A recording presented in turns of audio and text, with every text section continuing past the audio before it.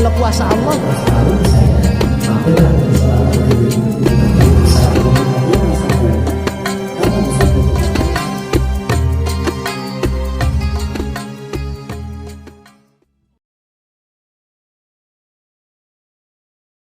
Alhamdulillah, ini subuh hari ini, nah sip, selalu kawal terus, kawal 2 putaran. Amin. Kawal terus ya. Ya kita 2 putaran aja lah, jangan 1 putaran, 2 putaran. Biar tambah ibadahnya, tambah berkahnya ntar. Kita doakan nih Pak Haji Wan Adam dan para pengurus jamaah Masjid Miftahul Wasliyah. Kita habis kajian, habis sholat subuh dan kita makan gorengan, berkah rezeki dari Allah Subhanahu wa taala ya. Kenikmatan mana lagi yang kita dustakan. Berkah-berkah selalu, sehat selalu. Jangan lupa aminkan saja dulu. Amin. Assalamualaikum warahmatullahi wabarakatuh. A'udzu billahi minasyaitonir rajim. Bismillahirrahmanirrahim. Assalamualaikum warahmatullahi wabarakatuh.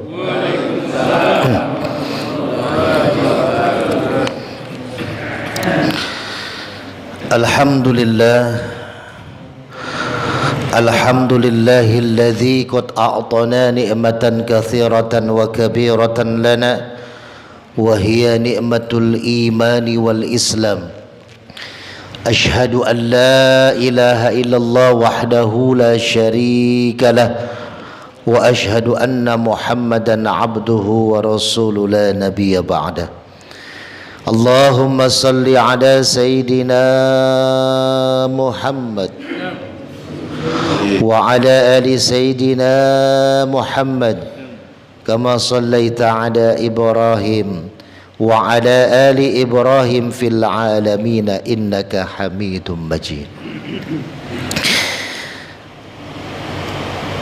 Bapak-bapak, para hadirin jamaah, para pengurus Masjid Miftahul Wasliyah yang dirahmati Allah. Tiada kata yang patut kita ucapkan di subuh kali ini. Masih di bulan Sya'ban, hanya tinggal beberapa hari lagi kita masuk ke dalam bulan suci Ramadan.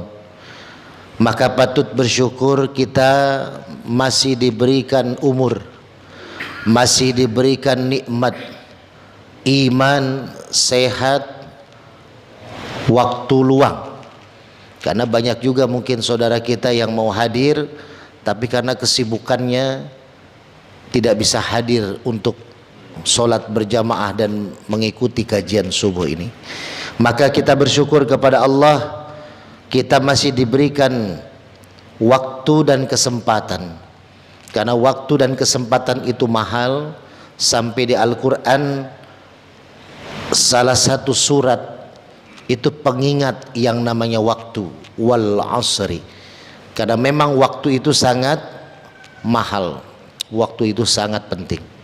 Maka kita bersyukur kepada Allah. Mudah-mudahan hadirnya kita tadi sholat subuh berjamaah, lalu kita berzikir kepada Allah, lalu duduk ikut kajian sampai dengan waktu syuruk, maka mudah-mudahan semua ini catatan amalnya diberikan oleh para malaikat kepada Allah Subhanahu wa taala sebagai pertanda kita adalah sebagai hamba yang selalu taat dan mengikuti aturan Allah. Salawat dan salam semoga senantiasa tercurah kepada pemimpin alam Nabi besar Muhammad sallallahu alaihi wasallam, manusia yang paling sempurna, manusia yang agung, manusia yang begitu banyak cercaan, begitu banyak hinaan, begitu banyak ujian, tapi bisa mendapatkan predikat dari Allah, yakni bi'abdihi, hamba yang sudah diakui oleh Allah, dan beliau adalah tempat kita mendapatkan syafaat nanti ketika kita kembali kepada Allah Subhanahu wa taala. Mudah-mudahan kita yang hadir di masjid ini beserta keluarga kita, anak, istri, cucu kita mendapatkan predikat sebagai umat yang mendapatkan syafaatul uzma di yaumil akhir nanti. Amin ya Allah. Pada subuh kali ini alhamdulillah kita bisa bersilaturahim. Tadi malam jam 11 saudara saya Bapak Haji Irwan Adam menelepon, saya lagi pulang dari Jati Jajar mengisi kajian persiapan menyambut Ramadan. Alhamdulillah ternyata kita bisa bersilaturahmi walaupun bulan kemarin kita di Rajab sudah bahas tentang kajian surat Al-Isra. Tapi sekarang coba kita pelan-pelan doa yang selalu kita panjatkan, mudah-mudahan sampai suruk kita selesai bahas ini, yaitu tentang doa bulan Rajab. Tapi doanya ini nyambung kepada Ramadan. Allahumma, coba siapa yang mau sebutin? Minyak mas standby Pak Haji. Ayo Pak, siapa yang mau baca doanya? Jangan Pak Haji Irwan, jangan Pak Haji Irwan, nanti dapat. Allahumma barik lana fi Rajaba. Satu lagi sebelumnya, jangan Ramadan dulu. Ini bulan apa? Allahumma barik lana fi Rajaba wa Sya'bana wa baligna Ramadan. Maaf Pak, ini mangga minyak al-hikmahnya. Jadi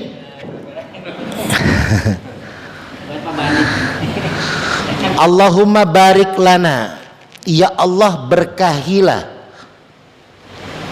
fi Rajab, pada bulan Rajab, bulan yang lalu, wa Sya'bana, dan bulan ini, wa baligna Ramadan. Baligna artinya adalah kembali, baligna adalah menyampaikan, ya, makanya jamaah tabligh, jamaah yang menyampaikan. Nanti nyambung di bulan Sya'ban tuh, karena bulan Sya'ban nanti kita akan bahas tentang pendapat daripada Imam Ibnu Katsir tentang tafsirannya, salah satunya yang dilakukan oleh jamaah tabligh.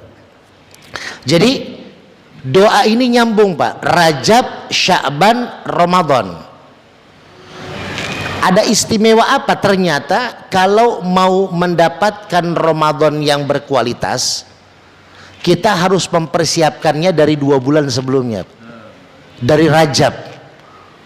Rajab ini termasuk 4 bulan haram. Selain Muharram, lalu Zulqi'dah atau Zulqa'dah dan Zulhijjah. Ada 4 bulan haram.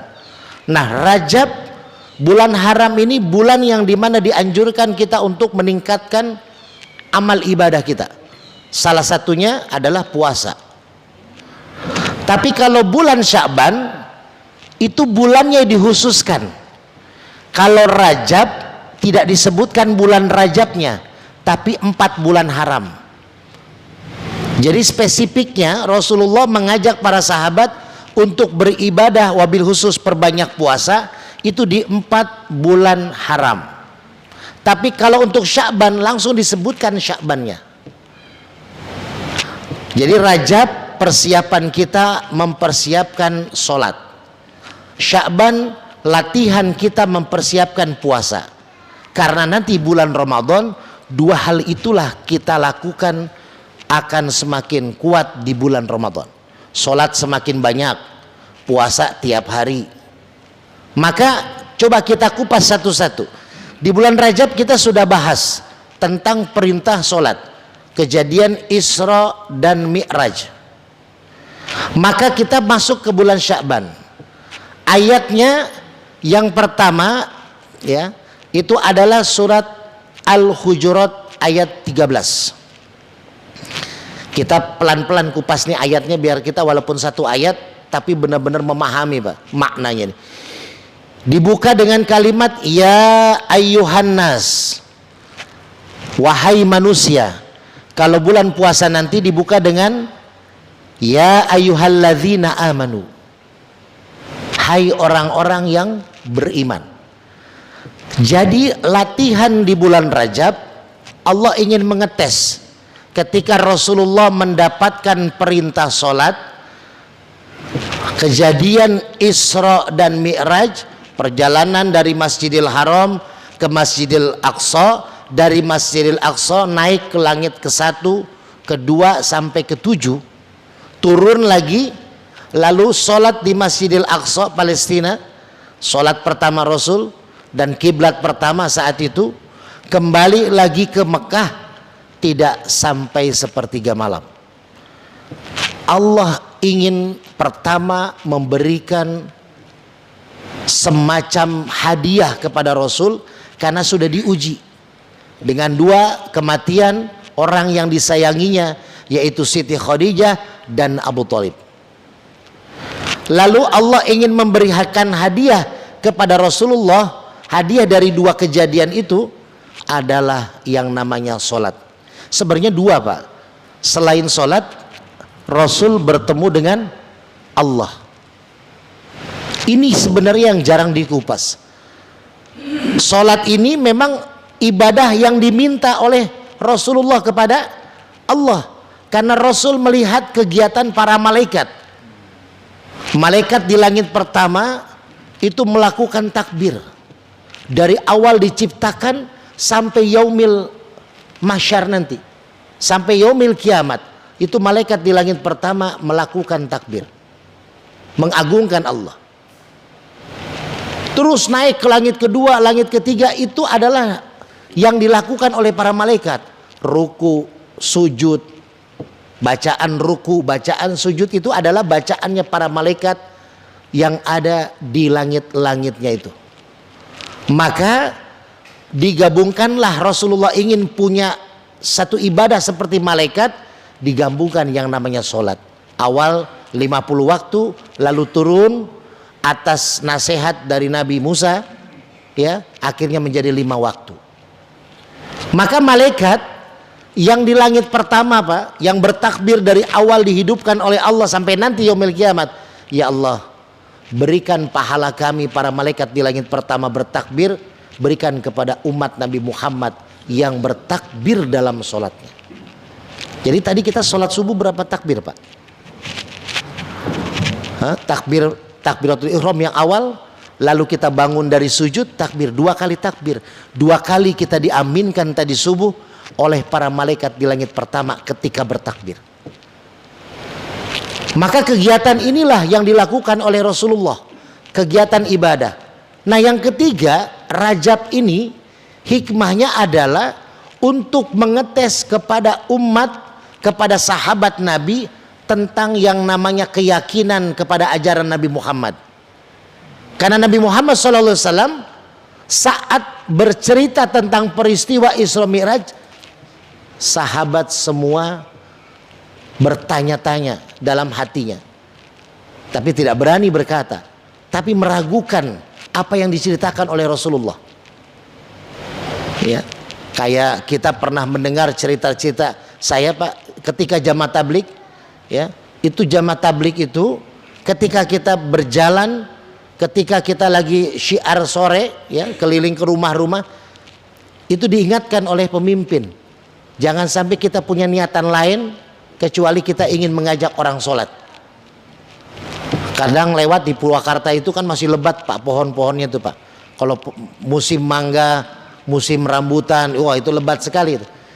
Nah, ketika kita masuk ke perumahan-perumahan itu, kita ngelihat dalam hati aja terketuk tuh.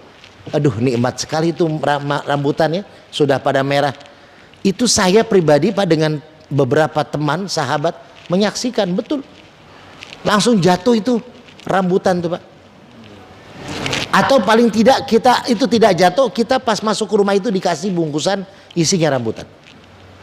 Doanya sangat mustajabah, tapi itulah ujian, Pak. Seharusnya hati kita dibersihkan dari urusan dunia ketika beribadah. Ketika kita sudah mulai beribadah kepada Allah, inna sholati wa nusuki wa mahyaya wa mamati lillahi rabbil alamin.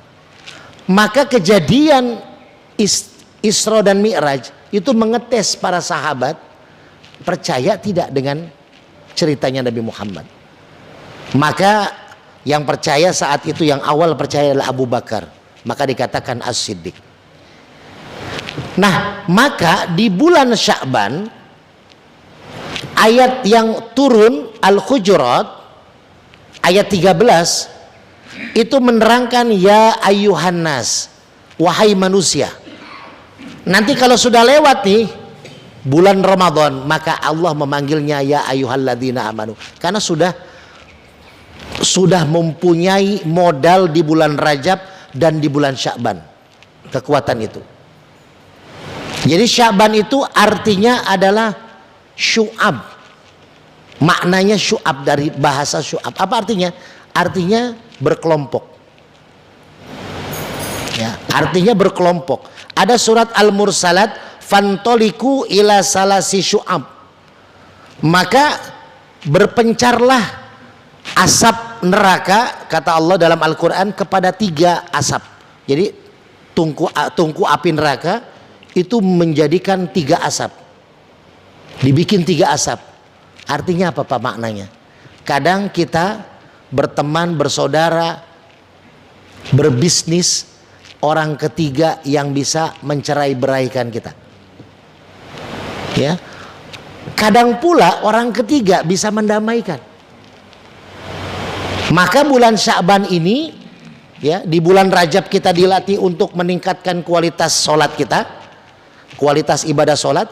Bulan Sya'ban kita dilatih oleh Allah untuk menahan nafsu, yang mana di bulan Sya'ban tuh pada zaman dulu ya, pertama terjadi banyak peperangan, yang kedua mempersiapkan diri mengumpulkan air, karena bulan Ramadan adalah bulan yang terik. Artinya Ramadan, artinya panas yang terik. Maka orang menggali sumur tuh, dibagi beberapa kelompok ya. Nah, maka ayatnya surat Al-Hujurat dibuka ya ayuhan nas, wahai manusia. Nanti Allah akan saring tuh. Inna khalaqnakum min dzakari wa unsa. Sesungguhnya kalian diciptakan dari bibit yang sama, laki perempuan. Semua kita yang hadir Pak dilahirkan dari bibit yang sama. Walaupun Nabi Adam, Siti Hawa tidak ada orang tua, Siti Maryam tidak ada, Nabi Isa tidak ada seorang ayah. Tapi Nabi Adam, Siti Hawa punya anak keturunan 40 orang. Setiap dilahirkan 2, laki dan perempuan. Lalu dinikahkan selang-seling itu Pak. Nabi Adam ketika punya anak 4 ya, kita ceritanya sudah pada masyhur, Habil dan Qabil, karena tidak mau dinikahkan selang-seling akhirnya terjadi peperangan, dibunuhlah saudaranya. Ternyata ini yang terjadi kalau kita mengedepankan hawa nafsu, bisa terjadi saudara pecah. Ini yang terjadi Pak. Sekarang kontestasi politik kita luar biasa kan. Bahkan mirip-mirip di bulan Sya'ban kan 3 kelompok kata Allah, 3 asap. Nah sekarang 3 capres kan gitu ya. Jadi pilihan capres nih. Nah maka Allah mengingatkan di surat Al-Hujurat nih, bulan Sya'ban ini bulan dimana Allah mengingatkan, ingat kita ini dari bibit yang sama, dari Nabi Adam dan Siti Hawa. Maka Allah waja'alnakum syu'uban wa qabaila, kata Allah lanjutan ayatnya.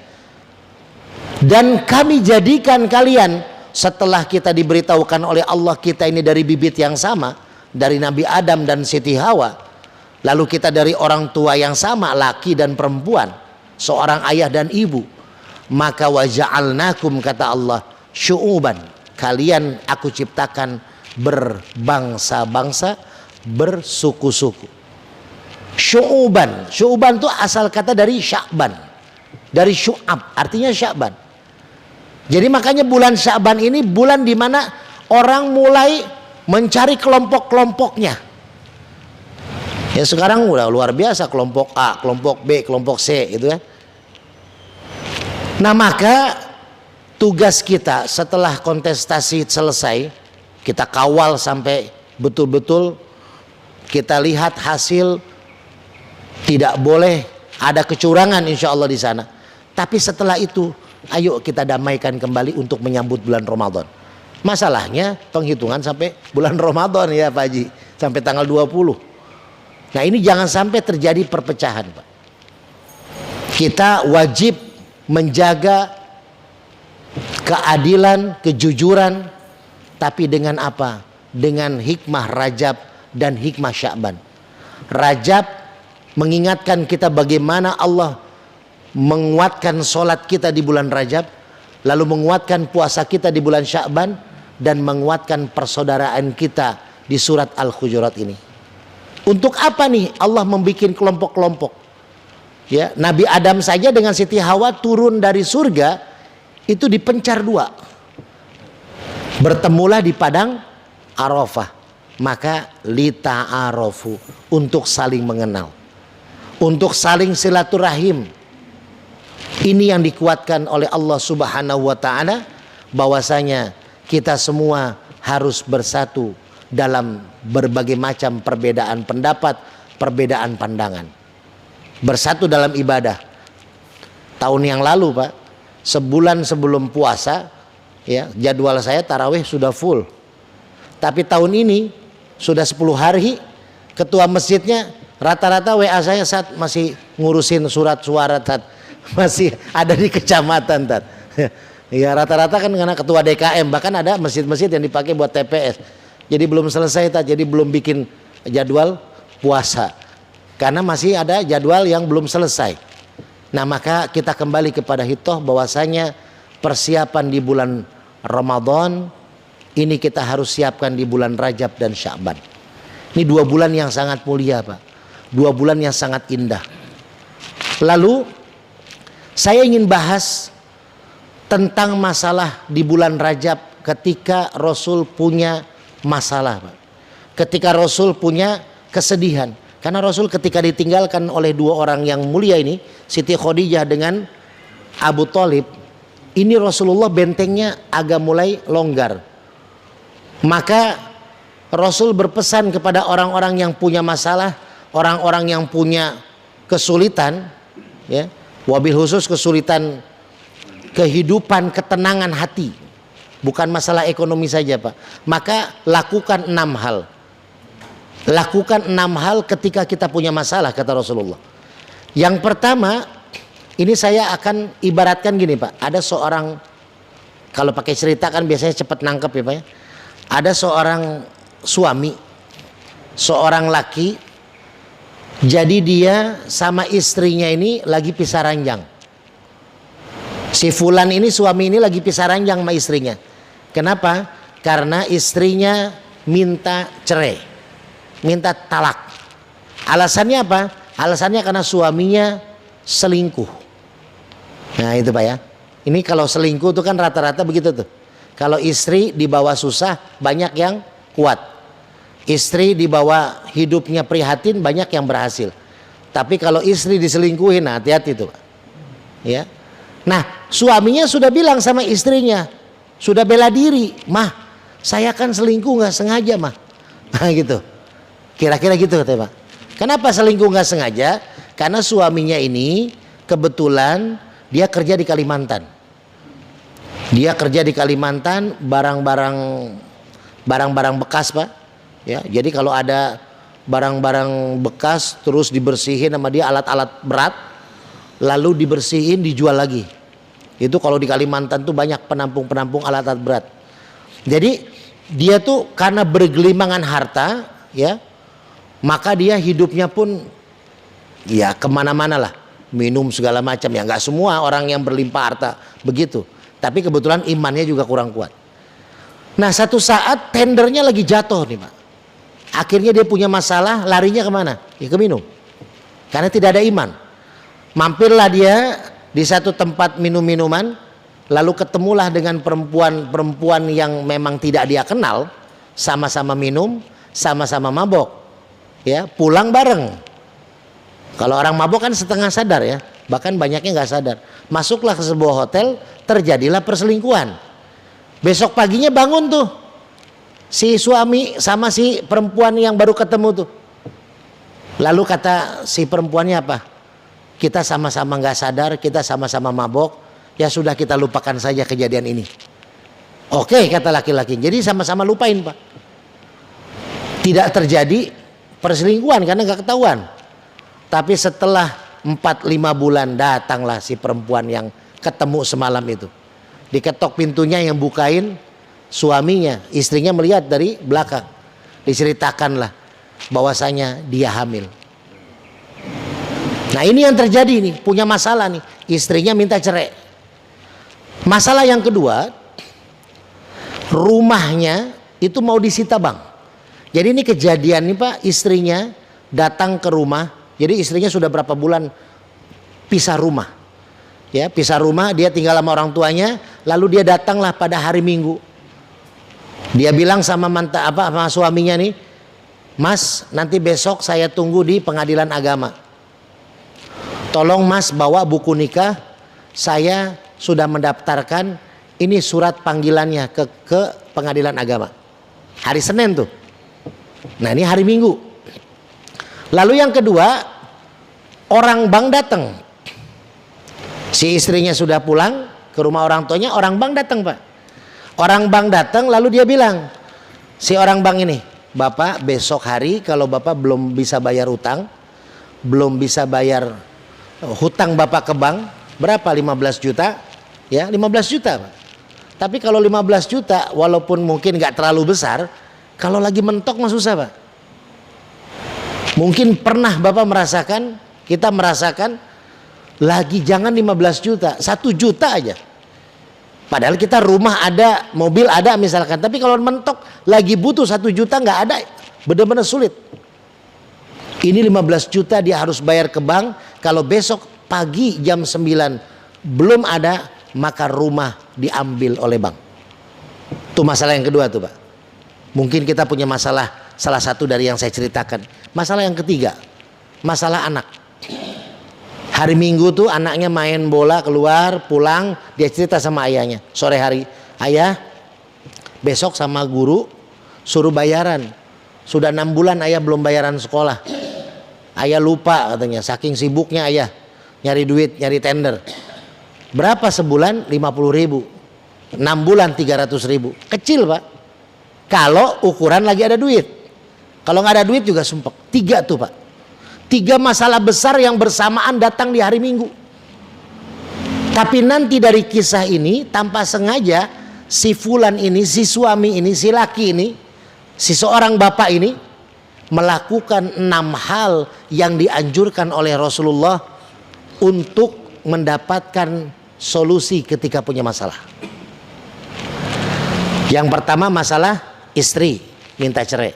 Yang kedua masalah rumah mau diambil. Yang ketiga masalah anak. Sudah tuh. Akhirnya malam itu si suami ini punya itikat, punya niat pengen bunuh diri Pak. Karena masalah itu solusinya satu. Tinggalkan masalah itu. Kan gitu. Jadi bagi si laki ini, kalau saya mati, saya bunuh diri, saya nggak punya beban lagi. Itu pikiran orang-orang pendek tuh Pak. Akhirnya dia sudah siap malam itu mau bunuh diri Pak. Lalu dia lihat jam. Ini sudah masuk waktu Isya. Sudah lama saya nggak sholat, dia bilang gitu Pak. Sebelum mati sebelum bunuh diri mau sholat dulu terakhir, kata gitu Pak. Sebelum bunuh diri mau sholat dulu. Karena dia udah lama Pak nggak sholat. Nah itu tuh bulan Rajab tuh Pak, mengingatkan sholat kita. Sebelum sholat ngapain Pak? Nah waduh, kata Rasulullah, kalau kita punya masalah berat, kita mau nyari solusi berat, pertama falyatawaddo, berwudu. Kadang Pak, ketika kita punya masalah, mumet di otak, panas di otak, berat di otak, itu harus didinginkan dengan apa? Wudu. Ada orang yang dengan mandi, ada orang yang refreshingnya dengan berenang. Karena dibasuh air tuh dari rambut akan merasa adem. Tapi bedanya Pak, kenapa orang mandi harus tetap wudu kan gitu? Ya, orang mandi tetap harus wudu kalau mau sholat. Padahal kalau mandi kan dari ujung rambut sampai ujung kaki tuh, pakai sampo, pakai sabun, sikat gigi, bersih Pak. Tapi kenapa kok orang mau sholat tetap berwudu? Padahal berwudu cuman kumur-kumur, muka, hidung, tangan, rambut, kaki. Karena mandi itu membersihkan, wudu itu mensucikan. Jadi ada di sini doa, ya. Ini saya bawa nih, Allahumma barik lana. Keberkahan itu beda dengan banyak Pak. Bapak punya gaji 15 juta sebulan. Banyak. Tapi teman Bapak ada yang punya gaji 5 juta sebulan. Ketika Bapak buka tabungan masing-masing, ya, ini yang satu 5 juta, yang satu 15 juta. Dalam waktu setahun, yang punya gaji 15 juta, itu tabungannya hanya sampai sebulan itu, setahun itu 12 juta. Tiap bulan dia bisa nyisin 1 juta.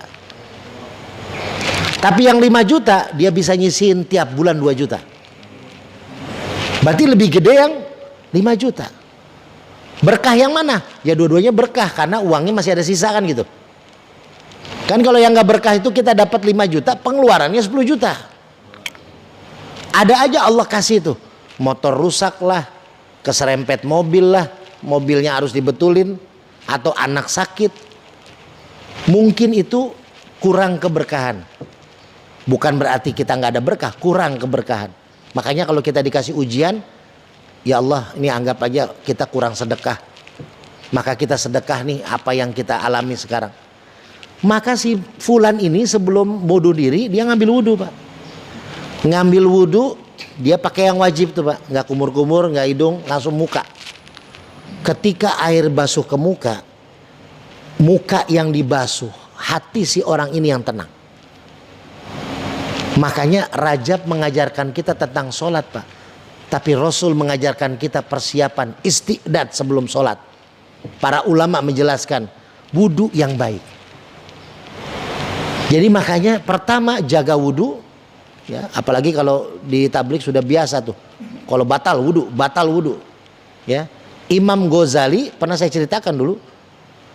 Itu wudunya sholat isya bisa dipakai sholat subuh. Ada 2 makna. Ada pendapat murid-muridnya mengatakan benar-benar Imam Ghazali dari isya sampai subuh tidak batal wudunya. Tapi ada juga muridnya yang mengatakan Imam Ghazali bukan tidak batal wudu, karena menahan buang kentut juga itu kurang bagus untuk kesehatan, makruh hukumnya. Jadi kalau kita punya wudu ya buang angin aja, ntar tinggal wudu lagi. Jadi Imam Ghazali bisa menjaga wudu. Yang kedua pendapatnya adalah ketika batal langsung buru-buru wudu lagi. Jadi makanya ini bisa menjaga wudu. Ketika basuh muka adem hatinya Pak. Lalu akhirnya apa? Dia ambil sejadah. Dia lakukanlah sholat. Sholat yang dilakukan sholat apa Pak? Sholat isya. Tapi kalau kita nanti ada masalah, kata Rasulullah, fasolli rok'ataini, sholat hajat. Jadi setelah wudhu, kata Rasulullah yang kedua, kalau punya masalah, sholat hajat Pak. Sholat minta kita kepada Allah. Jadi kalau lagi mumet apa, udah wudhu, sholat, minta sama Allah. Iyyaka na'budu wa iyyaka nasta'in. Ibadah dulu lalu kita minta. Sholat nih Pak, sholat isya. Hakikatnya samalah, sama-sama sholat. Tapi kalau kita nanti ada masalah, sholat hajat. Tapi sholat wajib juga harus kita lakukan. Sholatlah dia, sholat isya. Sholat isya selesai, dia pikir, masih panjang nih waktunya isya nih. Akhirnya dia apa Pak? Dia ngambil Al-Quran. Udah lama dia bilang. Dia ngeliat di atas lemari, Al-Quran masih diplastikin Pak. Jadi baru ya. Ada nggak di rumah kita yang Al-Quran plastikin? Jadi bersih itu Pak. Kalau saya di pesantren sama teman-teman tuh pulang bawa kitab coret-coretan tuh Pak. Kitab ya, bukan Quran ya. Kalau Quran jangan coret-coret. Kitab itu, wah kalau kita punya anak pesantren tuh Pak, coret-coretan tuh. Karena apa? Ya maknanya kita ditandain di situ. Itu lecak apa? Di rumah saya juga kitab-kitabnya udah pada lusuh. Ya, bukan karena saya rajin baca, emang banyak apa ya, udaranya lembab ya. Jadi itu Quran tuh masih diplastikin Pak, diambil sama dia, dibuka plastiknya, Masya Allah. Ini si pemuda, si laki-laki ini, seorang bapak ini, walaupun sudah lama tidak ibadah, dia kecilnya rajin ngaji Pak.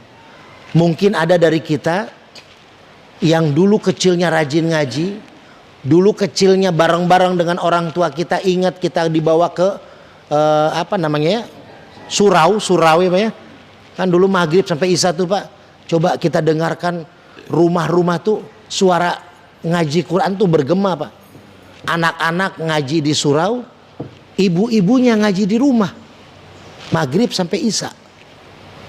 Coba kita lihat sekarang Pak, tengok maghrib, kalau kita lewat, saya kalau mau kemana-mana gitu, lihat anak-anak muda nongkrong pinggir kali, pinggir jalan, main game. Itu kita sedihkan Pak. Tuh. Makanya doa keberkahan itu ya salah satunya doa berkah kepada keluarga kita. Dilakukan tuh Pak, buka Quran, baca Quran. Apa yang dibaca, dia asal aja buka. Kan Quran terjemah tuh ya, dia buka. Apa dia ketemu ayatnya? Dia ketemu ayatnya tentang kulillahumma malikal mulk. Ada yang bisa baca nggak? Saya kasih minyak. Ayo. Hah? Nggak apa-apa, panjang pendeknya nggak pas, nggak apa. Kulillahumma malikal mulk tu'til mulka man tasya. Ya. Tanziul. Nggak apa-apa Pak, salama dalam belajar mah pahala dapat. Ya. Wa tanziul mulka mimman wa tu'izu. Belum apa, tunda berarti pending nih. Pak Irwan ada mah nggak usah jawab, pasti dikasih. Nah, pertama nih dibuka ayatnya itu Pak. Kulillahumma malikal mulk. Kulillahumma, katakanlah Allah malikal mulk, yang merajai, raja yang maha raja. Tu'til mulka man tasya, Allah bisa memberikan kerajaan, kekuasaan, Allah bisa memberikan kekayaan, Allah bisa memberikan jabatan, semau Allah. Wa qulillahumma malikal mulk tu'til mulka man tasya wa tanzi'ul mulka mimman tasya, dan bisa mencabut pangkat, jabatan, kekuasaan, harta. Allah yang bisa melakukan itu. Jadi kalau kita tahu, kita pahami Pak, ini sebelum nanti dia merenung ya si bapak-bapak ini, kalau kita mau memahami makna ayat ini, kalau di sini ada caleg, ya. Hah? Kita juga caleg Pak, ya. Nah, kalau ada caleg, renungkan. Kalau enggak jadi, kan saya kalau nggak salah pernah kasih tahu tuh, kalau misalkan kita jadi, ya, kalau nggak jadi, kita tuh cuman rugi waktu, rugi uang, rugi tenaga, ya pikiran lah pasti. Tapi selesai itu nggak ada beban, nggak ada tanggung jawab lagi. Ya paling kita tinggal ke rumah sakit, kan banyak tuh, ya banyak para caleg kan daftar antrian BPJS ya. Mudah-mudahan jangan sampai terjadi ya saudara-saudara kita yang nyalek, yang nggak jadi, harus baca ayat ini. Karena jabatan mau udah tentuin sama Allah. Ya, makanya kita lihatlah orang-orang calon pemimpin kita, walaupun secara quick count belum jadi, ya senyumannya lapang dada, tapi harus kita kawal, gitu. Masalah menang kalah itu kontestasi mah wajar, namanya kita berlomba-lomba mah fastabaqul khairat, berlomba-lomba dalam kebaikan. Salah satunya berlomba dalam pilpres ini sama, tapi hasil udah ditentuin sama Allah. Bukan berarti pilihan kita itu nggak bagus Pak, bukan berarti pilihan kita yang nggak menang nggak bagus, ya. Atau bisa jadi yang menang mungkin belum tentu yang terbaik, tapi yang menang yang kalah itu ditentukan sama Allah. Allah yang memberikan jabatan, Allah yang mengambil jabatan. Jadi bukan Allah memberikan jabatan kepada orang yang tepat. Itu semaunya Allah. Bisa jadi ketika dikasih jabatan, ingat Pak ayat Qur'annya nih, hati-hati buat para caleg yang udah jadi. Kalau yang nggak jadi mah udah, anggap aja sedekah tuh apa yang dikeluarin gitu. Ya, apalagi kalau misalkan ada partai, nah ini khawatir nih, kan serangan pajar itu kata MUI udah haram ya Pak Haji ya. Ya, serangan pajar. Nah gimana kalau beli suara? Ya, saya kemarin pagi Isra Mi'raj saya di Beji ya dengan Profesor Dr. Kiai Nasri di rumah beliau. Saya di Japri, beliau diundang. Nah lalu adalah caleg ya, salah satu caleg lah DPR RI, ngobrol seorang ibu-ibu. Beliau kalau secara logika suaranya di Depok itu, Bekasi, Depok lah ya khususnya, bisa ratusan ribu. Karena relawan dia aja, saksi dia aja, tim dia aja 1000 lebih. Tapi ketika dicek di Depok cuman 1000 suara yang ada. Hilang katanya suara dia. Tuh, ya. Itu yang terjadi, Pak.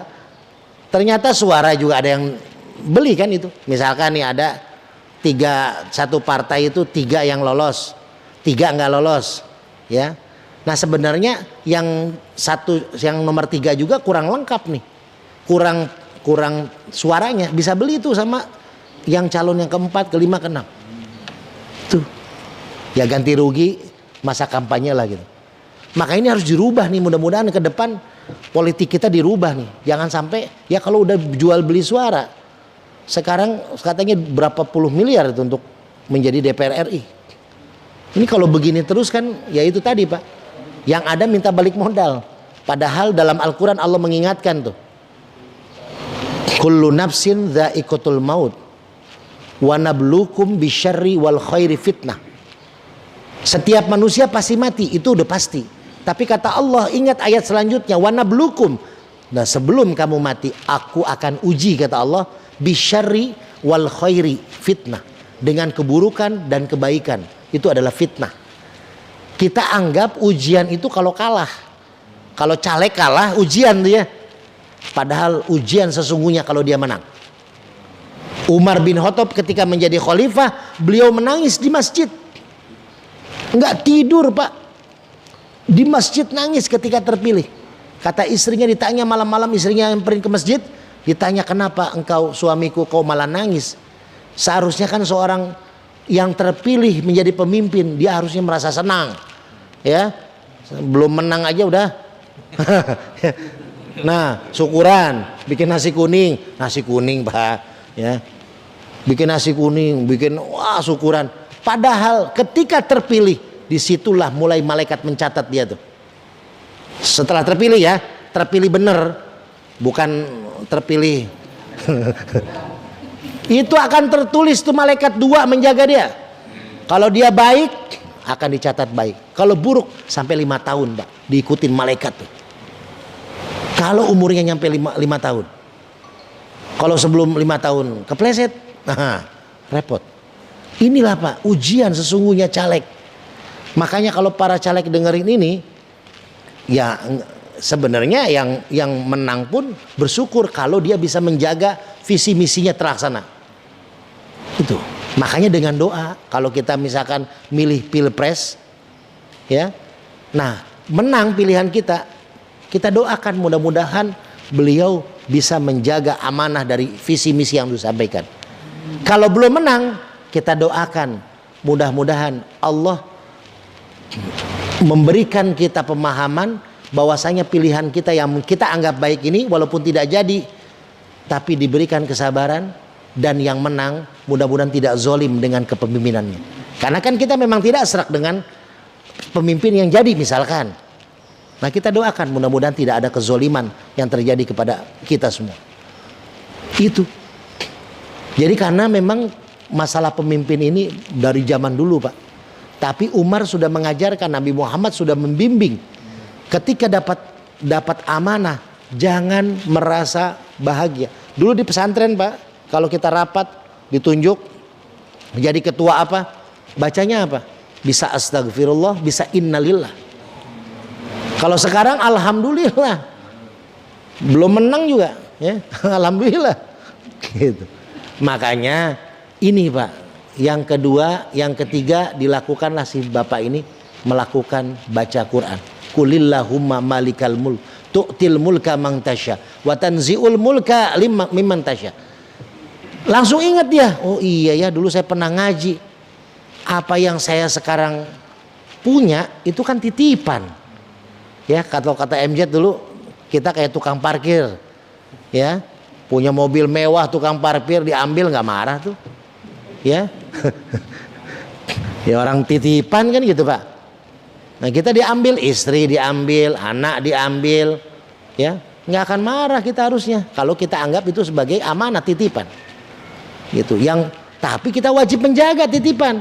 Kalau sampai itu mobil lecet, kita jangankan mau dikasih uang parkir, bisa dituntut kita. Ya gitu. Makanya titipan tuh. Dia bilang, ya Allah, iya ya. Masalah saya pertama istri titipan.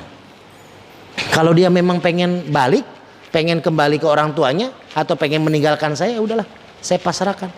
Susah juga saya mempertahankan rumah tangga kalau memang yang saya pertahankan tidak mau dipertahankan. Dan memang ini salah saya. Walaupun tidak sengaja gitu, dia pikir kan tidak sengaja pas selingkuh, tetap aja selingkuh. Nah ini anggap aja ini saya menghancurkan dosa-dosa saya dulu, kata dia. Yang kedua masalah rumah. Dia ingat lagi ayat tadi itu. Awal juga nggak punya rumah. Ada di sini yang baru lahir kayak anaknya Raffi Ahmad. Udah punya rumah gitu ya, udah punya aset, udah punya YouTube gitu ya. Nggak ada kalau menurut saya mah. Kita semua lahir nggak punya apa-apa. Ya. Maka ketika diambil oleh Allah ya sudah. Akhirnya dia pikir, iya ya rumah mau diambil, udahlah, nggak apa-apa lah, ambil aja rumah. Lalu yang ketiga apa Pak? Anak ya. Dia ambil Pak. Nih pertama dia ambil buku nikah dari lemari. Kan dia lagi ngaji Quran tuh, baca itu netesin air mata tuh. Dia tutup Qurannya tuh. Dia jalanin yang keempat Pak. Apa? Berdoa. Kata Allah kalau punya masalah, pertama berwudu, kedua sholat hajat, yang ketiga baca Quran, yang keempat doa. Dia simpan Al-Quran, dia ambil buku nikah dia Pak. Kan ada dua tuh buku nikah, suami sama istri. Dia ambil dari lemari, dia taruh di sejadah Pak. Lalu yang kedua masalahnya apa? Rumah. Dia ambil kunci rumah, dicabut sama dia, kunci depan rumah, ditaruh sejadah.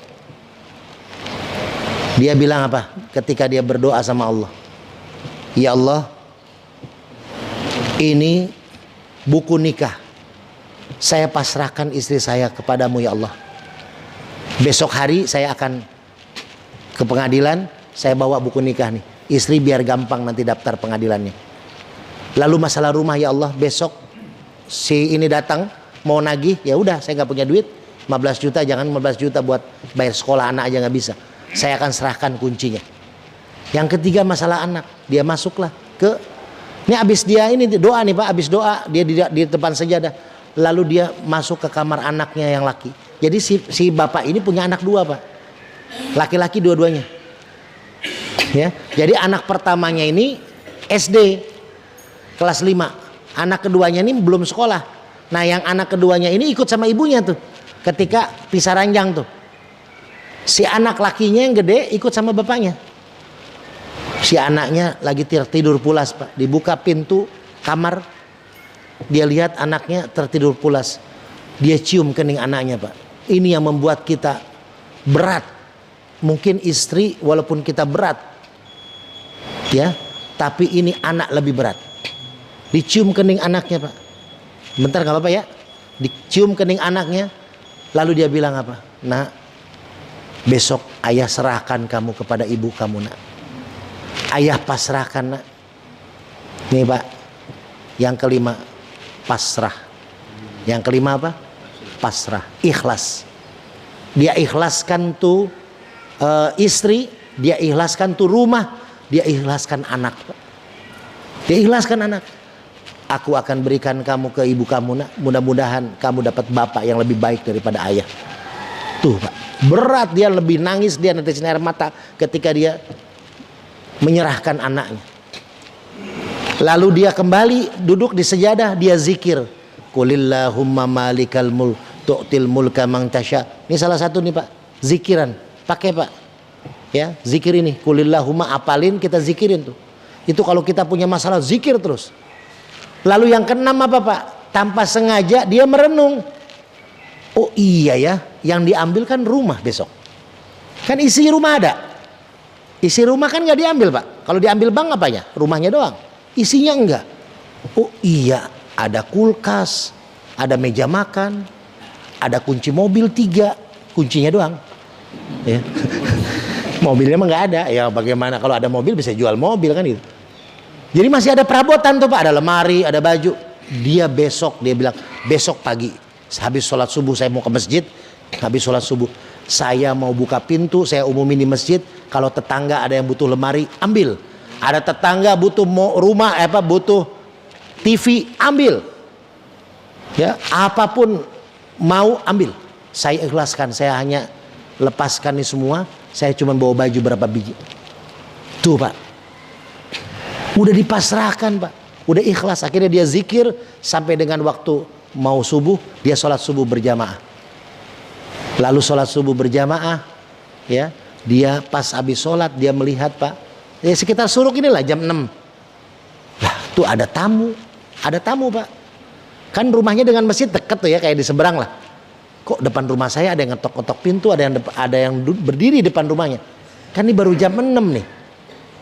Apa namanya, tukang tagih bank kan, masa ya pagi-pagi banget sih nagih kan. Mau nyita bank jam 6 pagi gitu.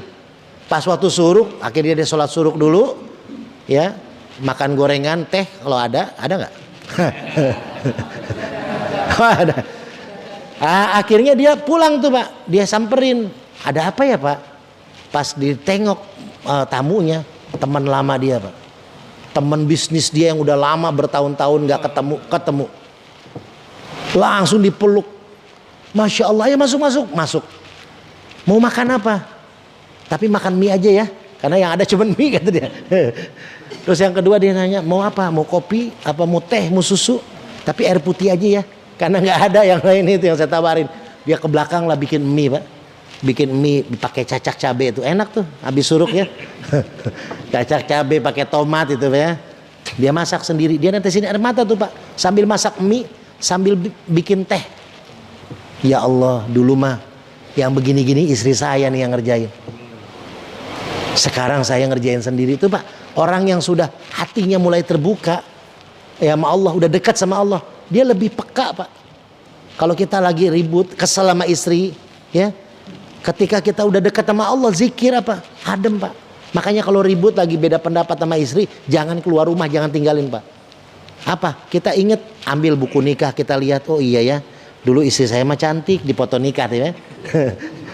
Ya. Bapak lihat lagi masa berlakunya di buku nikah. Oh ribut terus, apa masa berlakunya udah habis ya? Cek Pak, udah pernah dicek belum buku nikah? Jangan-jangan buku nikah masa berlakunya udah habis, makanya perlu diperbaharui itu, ribut terus. Nah itu ya, nah itu yang terjadi Pak. Akhirnya dia ngobrol sambil makan mie. Ada apa tumben nih pagi-pagi kesini? Gini, kamu bisa nggak ikut saya sekarang? Kemana? Kalimantan. Saya ada tender, ada jual alat berat. Kamu kan jago nih ngelihat alat berat mana yang bagus sama yang buat dijual lagi gitu kan. Waduh, saya lagi banyak masalah, saya harus selesaiin masalah saya dulu hari ini. Waduh, udahlah 25 juta saya kasih cash sekarang nih. Dia bilang gitu. Nanti sisanya nanti setelah pulang dari Kalimantan. Dia nggak mikir Pak. Berapa utang dia? 15. Utang anak berapa? 300.000. Jadi 15 juta 300, masih sisa 9 juta sekian Pak. Apa dia bilang? Sambil makan mie pakai cabai, pasti makan cabenya nyesek dia Pak. Ngedengar 25 juta kan. Oh bolehlah kata dia gitu. Tapi saya minta uangnya sekarang. Dia minta gitu. Ya nantilah jam-jam 8, kan buka ATM bank itu jam 8. Nah, sekarang baru jam 6, kita makan dulu kata temennya. Udah makan, selesai itu dia ke bank. Ketika dia ke bank, anaknya sekolah kan. Istrinya datang Pak. Kenapa istrinya datang ke rumah? Kan harusnya istrinya ke pengadilan. Nunggu di pengadilan kata istrinya kan. Besok saya tunggu di pengadilan. Istrinya datang ke rumah Pak, bawa anak yang kecil. Karena Allah bikin ketika si bapak ini nangis di sejadah, anaknya nangis di sono sama ibunya, minta ketemu bapaknya. Digerakin hati sama Allah. Datang tuh Pak. Datang ke rumah, kan dia punya kunci cadangan lah istri mah. Jadi si bapaknya ngambil duit di bank, 25 juta dipegang Pak. Istrinya di rumah tuh. Kok rumah kayak terang gitu kan, walaupun pagi-pagi. Akhirnya pas dibuka nggak dikunci kan. Istrinya keluar. Langsung apa bilangnya Pak? Itu lupa kalau orang udah megang duit Pak. Ya. Lupa kalau lagi ribut sama istrinya. Lupa kalau dia pengen digugat cerai sama istrinya. Dia bilang apa? Ma, papa nih mau berangkat, siap-siap mau bawa baju, mau ke Kalimantan sama teman papa nih. Ya, mama tolong jaga rumah. Nih uang 25 juta. Nanti bayar bank 15 juta, bayar tanggungan anak. Sisanya mama pegang, papa megang 1 juta aja buat pegangan di Kalimantan. Apa kata istrinya? Iya Pak. Tuh. Megang duit Pak, 25 juta. Cewek gitu kan. Coba lagi ribut sama istri Pak. Wah didiemin, bapak seharian pulang kerja. Bapak lupa, oh iya ya tadi dapat THR dari kantor. Kasih ke istri. Mah, diem nih. Nih tadi alhamdulillah dapat THR. Udah 15 menit gak nyampe Pak. Mau bikin teh apa kopi itu. Jadi makanya ribut-ribut gitu udah duit aja. Itu Allah lakuin itu Pak. Mungkin ini cerita karangan aja. Tapi paling tidak Pak, yakin kita 6 hal ini kalau dilakukan, ini Rasul yang menyuruh. Itu pasti akan ada solusinya. Walaupun mungkin solusinya beda dengan si bapak ini, masalah kita pun mungkin beda dengan bapak ini. Intinya apa Pak? Ketika punya masalah kembali kepada Allah. Ini bulan Rajab, bulan Sya'ban, bulan Ramadan, bulan kita kembali kepada Allah. Sampaikan kita kepada Ramadan, kembalikan kita kepada Ramadan seperti tahun lalu kita dikembalikan kepada Ramadan. Mudah-mudahan kita semua pengurus masjid ya, kita doakan, kita baca Fatihah sekali Pak. Nanti iya kana budu iya kana stain, biasa 1 menit saya kasih minta hajat-hajat kita. Insya Allah berkah nih waktu syuruk ini. Ya, kita doakan ketua masjid, pembina masjid, para donatur, para jamaah yang luar biasa nih, masjid sudah dikejar pembangunan, renovasi sudah selesai. Mudah-mudahan rezekinya yang menyalurkan di sini diberkahi, diterima oleh Allah Subhanahu wa taala, menjadi jariah di dunia dan di akhirat. Juga para pengurus yang terus memberikan pengaruh positif buat kegiatan masjid, diberikan kesehatan, keberkahan oleh Allah. Para jamaah pun demikian. Saya minta doa juga ya Pak ya, di Fatihah ini. Istri saya insya Allah 2-3 hari ini mungkin lahiran. Istri saya Pak, lagi hamil 9 bulan lebih. Kemarin hari Jumat dikontrol bidan USG, katanya sudah turun banget nih kepala bayinya, tinggal nunggu waktunya. Jadi mungkin Selasa atau Rabu setelah saya penutupan pengajian di Jajar, mungkin disitulah. Jadi saya minta doanya mudah-mudahan lahirnya normal, lahirnya sehat, lahirnya di bidan, dan mudah-mudahan juga ya dijadikan anak-anak yang soleh-soleha yang kita punya semua. Ala hadiniyah wa kullu niyatin sholihah wa ila hadratin nabi. Al-Fatihah. A'udzu billahi minasyaitonir rajim. Bismillahirrahmanirrahim. Alhamdulillahi rabbil alamin. Ar-Rahmanir Rahim. Maliki yaumiddin. Iyyaka na'budu wa iyyaka nasta'in.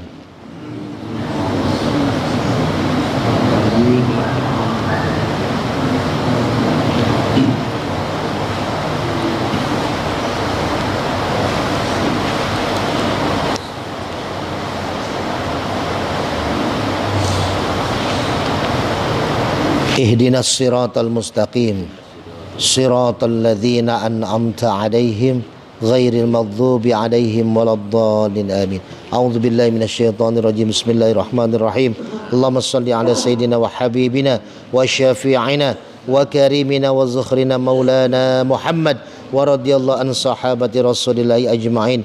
Hamdan yuwafi ni'mati wa yukafi mazidah. Ya Rabbana lakal hamdu kama yanbaghi li jalalukal karim wa 'azimi sultanik. Allahumma ighfir lana dhunubana wa liwalidayna warhamhuma kama rabbayana shaghira. Allahumma inna na'udzubika minal barasi wal jununi wal judzam wa sayil asqam. Allahumma inna na'udzubika min adzabil qabri wa min adzabin nar wa min fitnatil mahya wal mamat wa min fitnati masihid dajjal. Allahumma lakal hamdu wa ilaikal mushtaka wa antal musta'an wa la haula wa la quwwata illa billahil aliyyil azim. Allahumma barik lana fi rajaba wa sya'bana wa ballighna ramadan.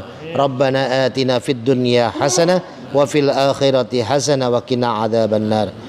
Walhamdulillahi rabbil alamin. Bapak-bapak hadirin yang dirahmati Allah, saya mohon maaf mau puasa kalau ada kesalahan kehilafan.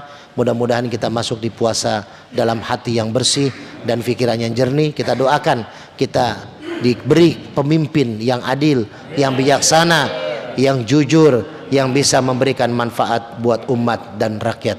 Itu saja, wabillahi taufik wal hidayah wal afu minkum. Assalamualaikum warahmatullahi wabarakatuh.